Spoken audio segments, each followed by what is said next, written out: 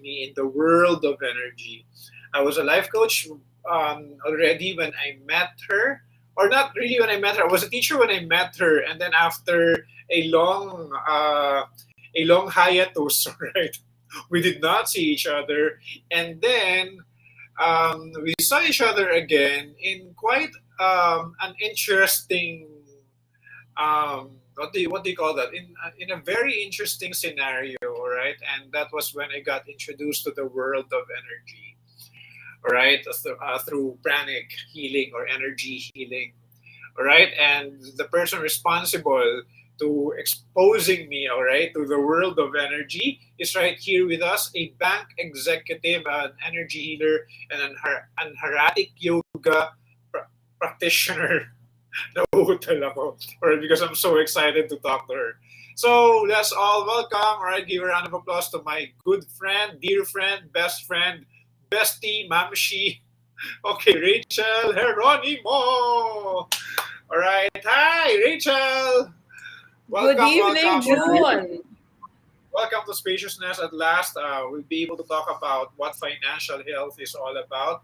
I myself, I personally still need it. Okay, I like to have a lot of money, and so I hope that this conversation would help me. All right, have some enlightenment along with our viewers right there. Okay, so anyway, anything you'd like to say to our viewers? Okay, right now we have two people watching. Hello. Good evening, everyone, and welcome to June Hebrew Spaciousness episode featuring financial health. And I will be happy to share whatever I know so that each one of you can become um, financially prosperous, in addition to being emotionally, spiritually, and socially abundant. Yeah, all right. And that is what spaciousness is all about, celebrating our holistic wellness, okay? Mentally, emotionally, physically, spiritually, and of course, financially, because all those five are interrelated to each other. So, anyway, I have a very quick question, right? Quick starter. When can you say that you are financially unhealthy? Financially Yeah. unhealthy. Okay, being financially unhealthy is characterized by, first of all, no matter how much you earn, you cannot save anything or you hardly have savings. That's one. Another symptom of financial unhealth is when your attitude toward money is negative, or you feel like you're always wanting or lacking, or you feel that you do not deserve financial abundance.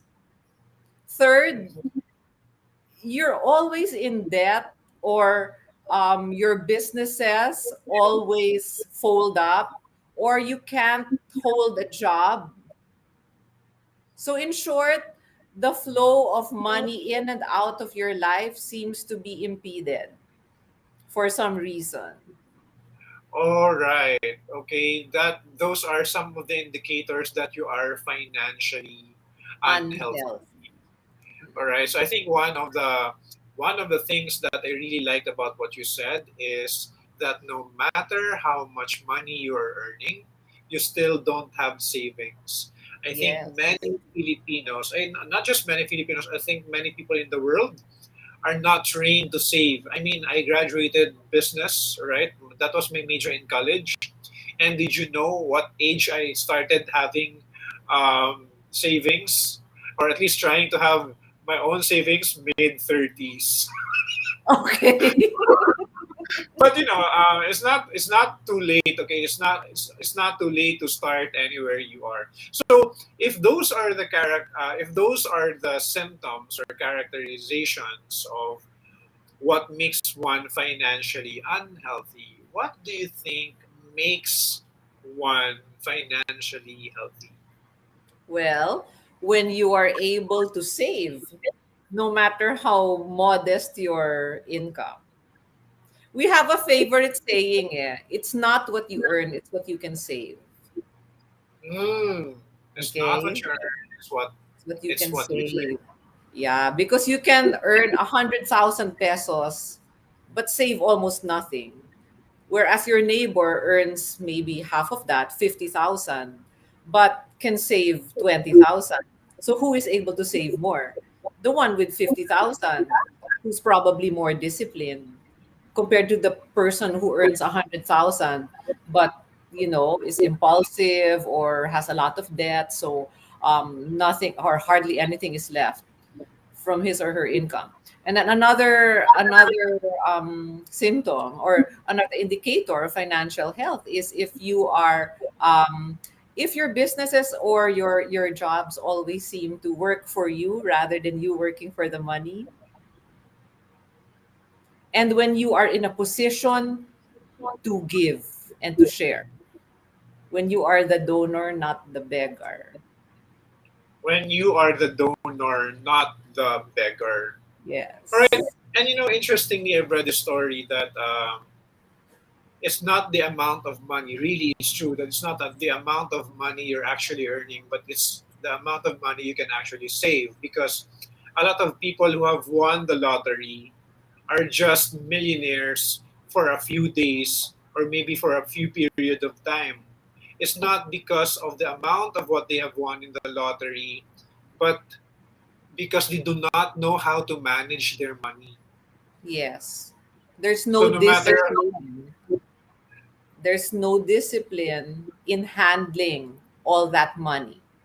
So it comes as quickly, I mean, it goes as quickly as it comes. so would you believe or would you agree that saving is or saving money is actually the first step to financial freedom? Definitely. And I Mhm. believe that nobody is too young to save. I Or too also old? believe that nobody is earning too little to be able to set aside meaningful savings or investments. It really is the Mhm. first step to financial freedom because without savings, you don't have anything to invest. If you don't save, then where will you draw if you need to buy something of value, right? If you want to invest in an asset, where will you get the money if you don't have savings, right? All right. Okay, so savings is the first step.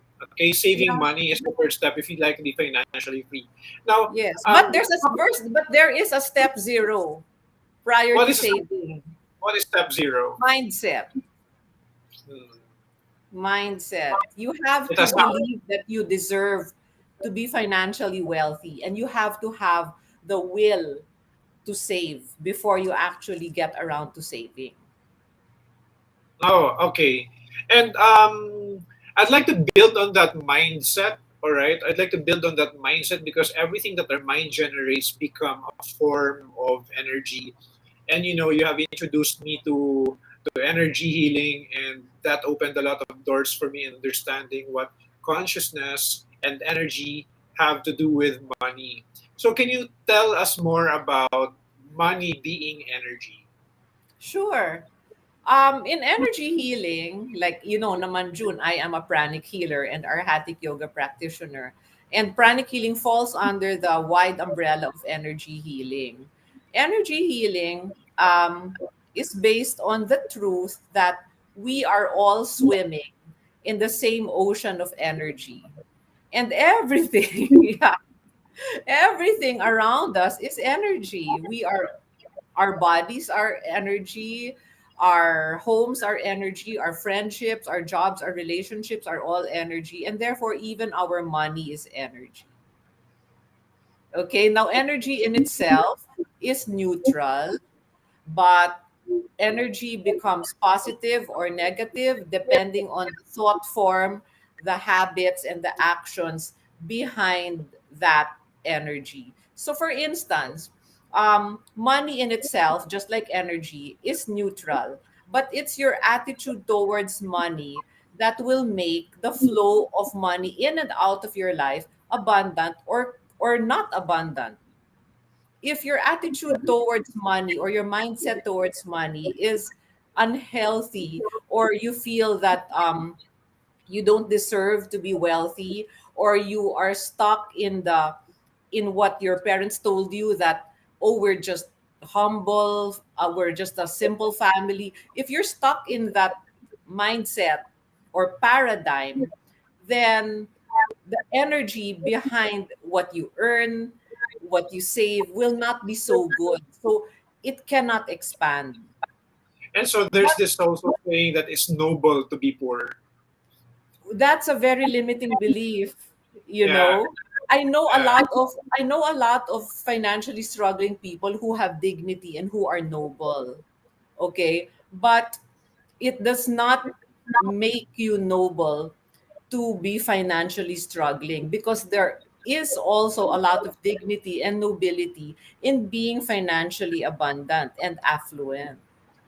So if your attitude is like that, that you deserve to be abundant, that you can be spiritual even if you are financially wealthy, that you have like it in you to rise being feel above your social status, or you have it in you to improve the lot of your family. If you have it all in your head, then it will automatically follow that your actions will be directed towards the aim of becoming financially abundant, and you will achieve that, and therefore that is positive energy behind money. 'Di ba? So again, money is really just energy. It's your thoughts, it's your mindset and your attitude towards money that will determine how much you have. and what would determine your mindset or your attitude or behavior towards money is the energy, underlying energy behind those three: your thoughts, behavior, and mindset. Or your Yeah. thoughts, or rather, your mindset, behavior, and your attitude. And so it has something to do with the energy. It all boils down to the kind of energy you are entertaining. Yes, that's why, do you know that when people come to me for financial healing, I don't dispense financial advice right away. You have to uproot the root. You go into the emotional origin of their financial problem. Because once you get to the psychological root or core of their financial worry or financial burden, and uproot that through the energy healing that you're all too familiar with, then the financial situation will naturally improve. All Just like right. physical illness, financial illness is, or unhealth is, also emotional in origin. Yep. And it manifests in our body. Yes, yes. You know, all our Specifically, bodies are connected, June. You know this, right? Our yeah. financial body, our physical body, our emotional body, our mental body, they're all interconnected. So the disease in one affects the rest, and the health in one also has a positive impact on the rest. So, if I were to choose one that I would prioritize to heal, it would be the emotional body, because the emotional body determines your mindset, your attitude, and once that starts to change, and once you start to release unhealthy ways of thinking, or negative self-image, or even ancestral beliefs, once you start to release all of that, you know, even your physical body, your financial body, and even your relationships and your career, your profession will all improve. I like that ancestral beliefs, okay, that we can also clear our ancestral beliefs. I'd like to Yes. get your reaction to this, or I'd like to get your reaction to this. It's okay if we're poor so long as we're not hurting other people. How would you react? How would you respond to that?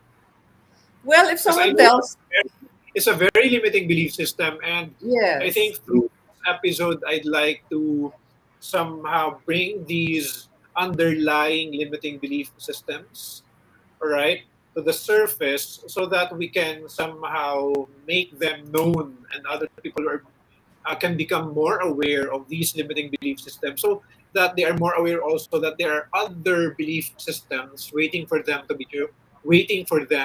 so that they can choose them. So what's your reaction? What's your So response? my question would be, what was the ano? It's Okay, it's okay okay if for we are sure. poor as long as we're As not long as hurting we're not hurting anybody. other people. Yeah.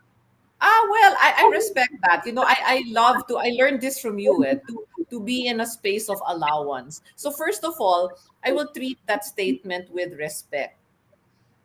Okay. But number two, I will throw back the question. What if you can also be rich and not only not hurt anybody, but be able to uplift other people? Other Isn't people. that better? Yeah, and actually, this was going on in my head as well. That why are we stuck with the idea that for us to be rich, we have to hurt other people? I Yeah, mean, and where did we get is being that poor the only way that you will not hurt, 'di ba? from? Exactly, right? Yeah. Exactly. All right. So, another Actually, there are response. so many limiting beliefs about money. Like money is the root of all evil, o All right, kaya I'd like to talk about that. All right. money corrupts you, 'di ba? There's so All many right. limiting Money. beliefs. Yeah, money is the root of all evil, and money corrupts you. Okay. What are your thoughts on it? Na money is the root of all evil. It's Okay, not. the energy around this, and the energy around this is just so icky, right? That phrase of money is the root of all It's evil, not. or money corrupts people. It's not. It's not. When you say kasi that money is the root of all evil, perhaps you watch too many too many movies. Okay. I honestly believe that there are more good things that can be done with money than bad. It's really a matter of looking at the glass as half full rather than half empty. Again, money in itself is neutral. It's really how you look at it and how you treat it, how you use it, that determines what money becomes for you. So if you um, if your attitude towards money is healthy, if you are generous with your money, if you use your income or if you use your investments to uplift the life of your family, to help people in need, to donate regularly, how can that be the root of all evil? 'Di ba? Yeah. And by the way, shout out to Sundar is listening. Our good friend Hi Sundar is listening. Sundar, Atma Namaste. A friend from law school is also watching. If we, okay, Rufo, hi guys. All right, thank you for watching. I hope you can share this stream, okay, to your respective pages. And I'd like to build on that. All right, I'd like to build on that. Money is the root of all evil, and it's true that I think we sometimes perceive the points of view of other people, maybe the many melodramatic telenovelas we are watching, all right, the people are watching, and then they will see the money situation in the movie, and then suddenly, without knowing that they are absorbing the energy of what they're watching because it's what they are feeding their minds, right? Yeah, it's a very compelling narrative kasi na the one who doesn't have money is the victim and the one who has a lot of it is the oppressor. Mm. And it's Diba? very Very present, yeah. compelling narrative eh. You don't see too many movies where it's the poor person abusing his employer. You don't see too many movies like that. Eh. It's always the one on top abusing the ones below. I mean, Yeah. Mm-mm. and it's always the wealthy ones, all right, that are abusing the not so wealthy ones because they're Yeah. using money as power or something like that. But Yes. that is a kind of reality. I think that is an outdated reality. So if you're watching, I hope that you guys are open to creating a reality where it doesn't necessarily have to be that situation, okay, that is happening in your life. So Correct. money, power, all right, money is power. And I've heard this many, many times, all right, that the people would say money is power. And then I've come across this book, all right, money is not the problem, you are. And in this book, it said, money is not power, you are, right? Yes. And money is a tool, and people who have money can become powerful because they know how to use money as a tool and not necessarily allowing money to use them. Right. Right. So reaction on that. What's your response about that? What would you like to build on upon that concept? Money is power because it opens doors. Okay. However, your inner power is your wealth. So And I'd they are like to different. expand Yes. that. Yeah. I'd like to expand that because when you say money is power, parang it's so linear na you have to have financial abundance in order to exert influence or be able to co-create your life or um, get in short get what you want, right? But while that might be partially true, what I'd like to believe more is that your inner power, and inner power is derived from your healthy self image, self love, emotional stability, spiritual connection, quality of your relationships. All of this come together to make you an inherently powerful person. And that is your wealth. That is what will propel your financial prosperity. So while what you said is true, money is power. Yeah, sure, it opens a lot of doors. Diba? You can do so many things with money, and in that sense, you enjoy a certain level of authority over your life and influence, right? What if you go beyond that and take it the other way around and explore how your inner power can actually make you wealthy? Inner power. Yeah. You know what? It reminds me, money follows joy and not the other way around. Yes. Hey, Douglas, Because the author. joy Yeah. is from A within. vibration. Yeah, it's Yeah, a vibration, right? yeah, So yeah. what we're saying is that our vibration, if we vibrate the energy of abundance, then it just comes to us naturally. That is It just correct. comes to us naturally Yes. when In we fact, vibrate, you right? cannot say really that joy follows money because we know too many people who are financially wealthy but who are lacking in joy and who are just so miserable. Money follows joy, right? Yes. Money So follows be joy. I like. joyful first and then you will be wealthy. All right. Okay, so anyway, we're on the first half of our episode right now, and again, we are with Rachel. All right, a good friend of mine. So thank you guys for tuning in. We're not yet done, so just stay there. At this point, I'd like to talk about because money is energy, money follows joy. All those things are pretty conceptual. So I'd like now to go down to maybe more specific life situations.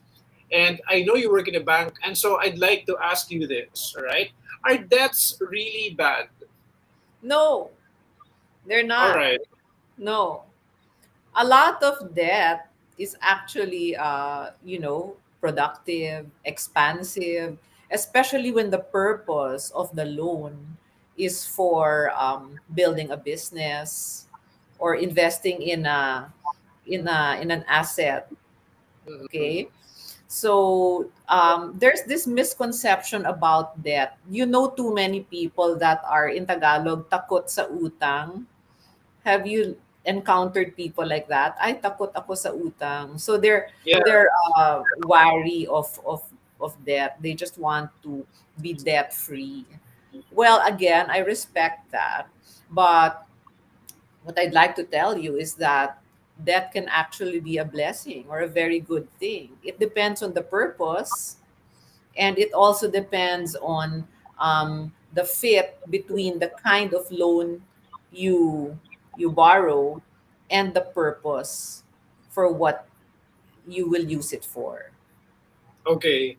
And Another, is it wise to mortgage car or house and lot, or maybe what should be the preparation, okay, before mortgaging a car or a house and lot, for that matter? Remember that when you mortgage your car or house or real estate property or your lot, you are tying your thing of value, your asset, to the loan that you are going to borrow from the bank. Mhm. And that asset you can lose if you are unable to pay your loan. The bank will get it in case you're not able to pay your loan. So you have to ask yourself, am I borrowing for the right reasons? Am I borrowing the right amount? Will the business or venture for which I'm borrowing really be something that I will earn from? Or is it something speculative? Is it high risk? If you are not sure about the viability of whatever you are borrowing for, please don't even bother to mortgage something of value to you because you can lose it when you don't pay. Mhm. I see.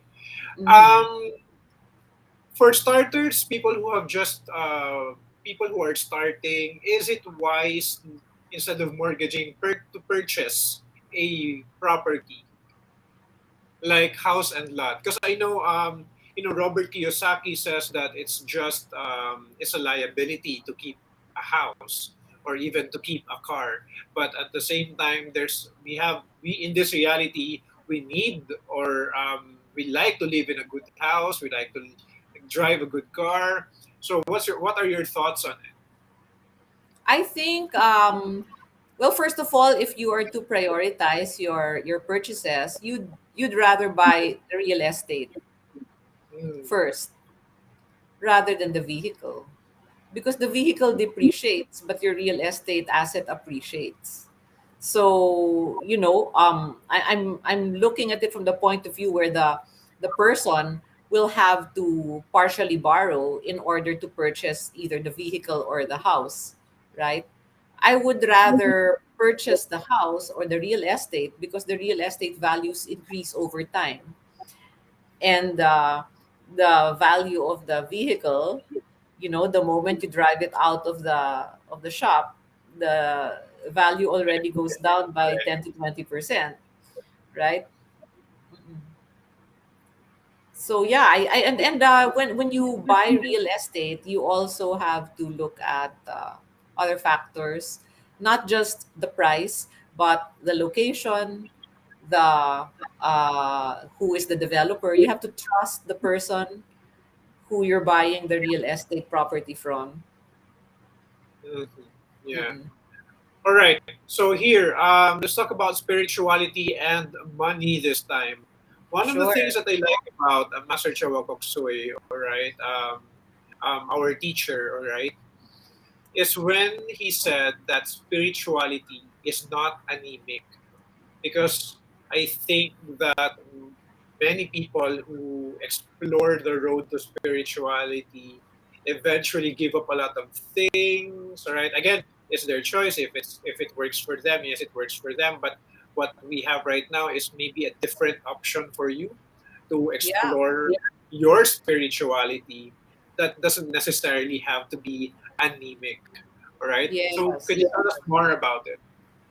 Yeah. In pranic healing, we are very happy to note that we achieve a life of balance between material prosperity and spiritual prosperity.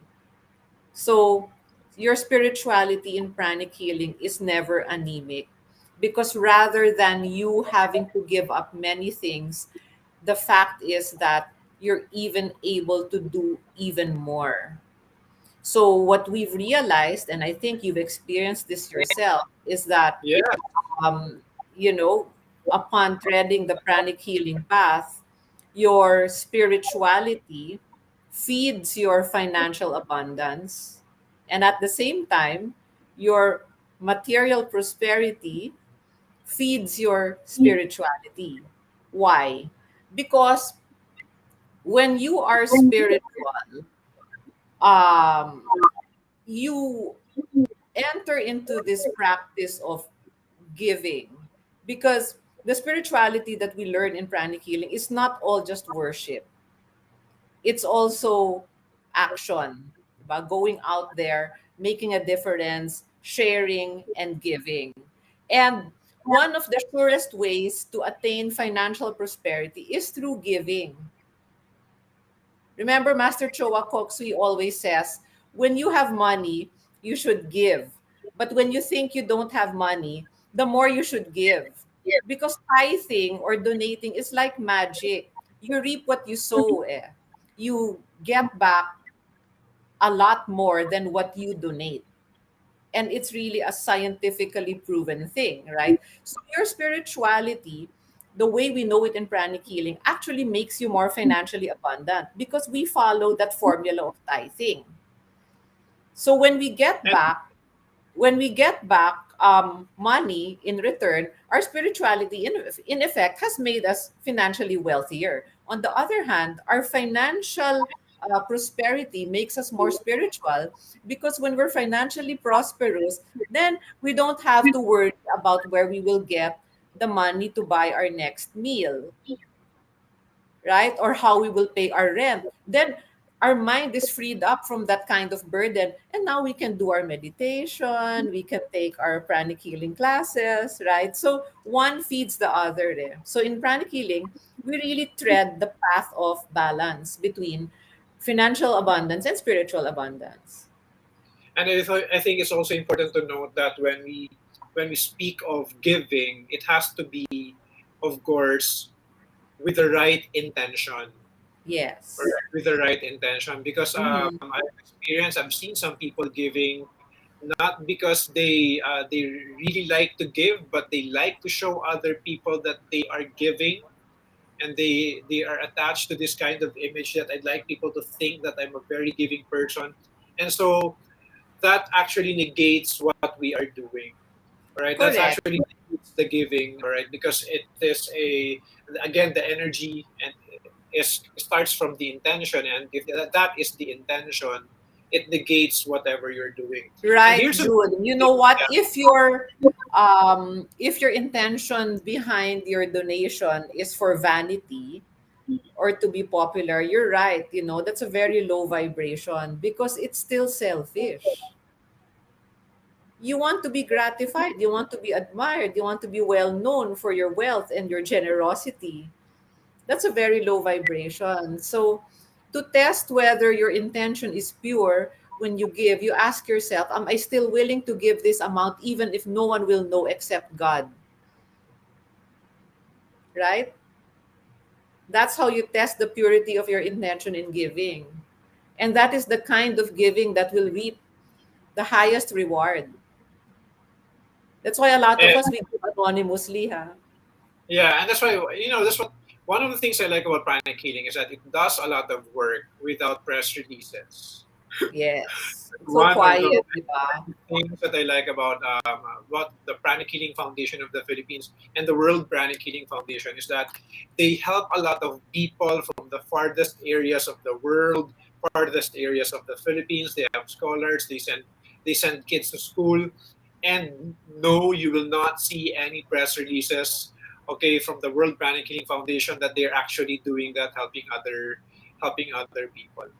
All Yeah, right, they're and the first to respond also therefore, when there are disasters, feeding those who are, um, victimized by typhoons or calamities. But there's no, they do di it ba? There's no quietly. big press They're release. very, Yeah. very quiet about it. And one of the things I've learned is that aside from offering is that you also honor the church of you. There's also what we call the church of you, and this is what I've learned naman from Access Consciousness. That 10% of what you earn, you just keep it Mm. to yourself. You just give it Ah, to that's your the church of you. yeah, without intention. Of course, okay, you offer to the church, you offer to your charity, you donate to whatever charitable institutions that you are working with, and it's okay. But there's also a way in which we can honor ourselves. This time, the church of us, by giving ourselves 10% for every income that we have, apart from the ones that we are offering to our churches. Okay, if we are active in different churches. Oh, So that's that nice. that is without the intention of spending it ever. That is simply in Nice. honoring. All right, and That's nice. I've recently started it. All right, because when I have savings, I would always think of what to buy next because I have savings. But then the concept of this is that you're not supposed to touch it. All right, because if you touch it, then it's like you admitting that there is no other way for you to create money. There's no other way for Nice. you. There's no other possibility for you to actually magnetize money to you. So that's another thing. And Yeah, and I also, like that because it puts in practice what we teach about self-love and feeling worthy. and I think also it's a good spiritual practice to honor ourselves. All right, Yes. to honor Yeah. ourselves. As a matter of fact, some people would wear expensive jewelry, and that is their offering or honoring of their church of themselves, like wearing expensive Yeah. jewelry. And All for right, me, wearing there's nothing wrong with that because if you're not excessive about it, then it's okay. all right. Everything regulated, right? Non-excessive. So Mhm. yeah, when you honor the church of you, you should still do it without falling into the trap of excessiveness. It's hard naman if that's your biggest church, di ba? All right. Okay. What else is possible? Okay. Yeah. So anyway, again, we're doing this because Rachel and I believe that holistic wellness includes financial wellness. And so, Rachel, what can you tell them about holistic wellness in relation to financial wellness? Yeah, as I said earlier in your show, um, you are a combination of your physical health, your emotional well-being, your mental agility, the quality of your relationships, and your financial state. Okay, so being holistically well means that all these aspects of your life are functioning at an optimum. And therefore, naturally, we don't exclude financial wellness from holistic wellness because your financial body is very much a part of your entire being. You cannot And say there that you are, are holistically well if one of those aspects is in need of help or if you're struggling somewhere.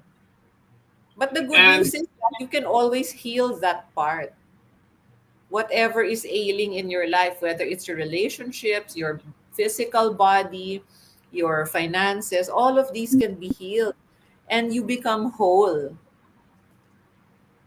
at what age do you think can we start educating our children to be financially well?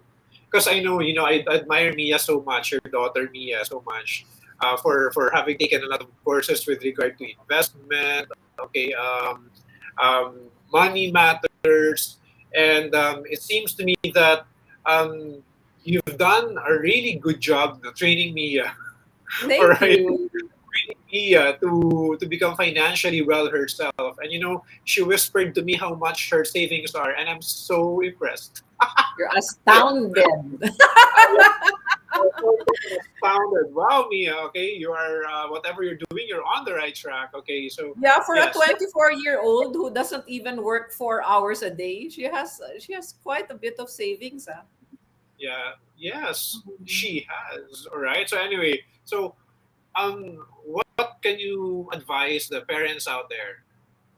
It's never too early to teach your child how to be financially wealthy. And first of all, you do that by modeling. Remember, children learn what they see. So whatever they see from you, they'll copy it, right? But anyway, going beyond that, because I don't want to spark a discussion about, right? Okay. I think, sige, safe answer. In school, I think as early as preschool, you can already educate your children about saving. It's nice. I think in one of Out Mia's early, classes right? early Yeah, in yeah. life, they were already being taught the value of saving and Yeah, I know. entrepreneurship. I'd like to acknowledge that school now is the Multiple Intelligence International School. They have really good entrepreneurship Preschool program pa lang. Preschool from pa lang. school to senior high. They really teach their Yeah, kids how to yeah. become entrepreneurs. Yeah. Mm-hmm. So that Mm-hmm. is a really wonderful thing to. Yeah. It's really wonderful to be able to start at a very very early age. Yeah, yeah, yeah. All these Right. things can be taught in bits and pieces to children who can already understand the spoken word and who can already speak. Right. And what I particularly like is that children learn through modeling. All right. And Yeah. now, if you're an adult already, it's not too late. You'd like to surround yourself with a lot of people who know more about money, and you can ask questions to them. All right, and you can get pieces of advice from them. The way I am doing with many of my friends around me right now, that I am really also having some projects in line. Okay, to get myself debt free. All right, because what a wonderful feeling would that be, right? That's good. I'm really proud of you that you are now helping people towards their financial wellness. All right, thank When you you do so much. that, when you do that, then you become wealthy too. Yes, all right. What else is possible? Yeah. Okay, so anyway, thank you so much for being here, Rachel. All right.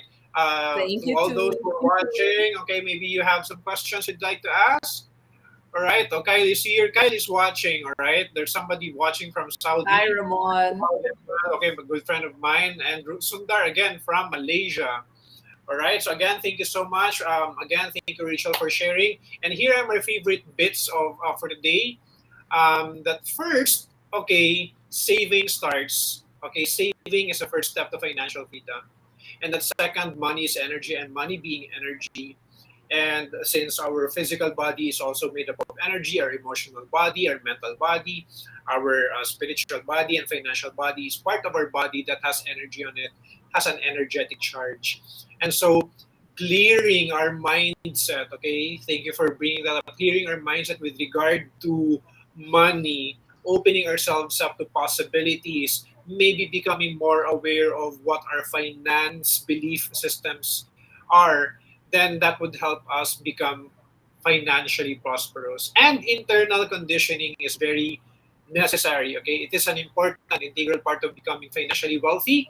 If you have a good internal conditioning where you practice joy, gratitude, peace, you make your relationships work with other people, and when you are in this condition, when you are vibrating higher vibrations, and then you can attract money easily.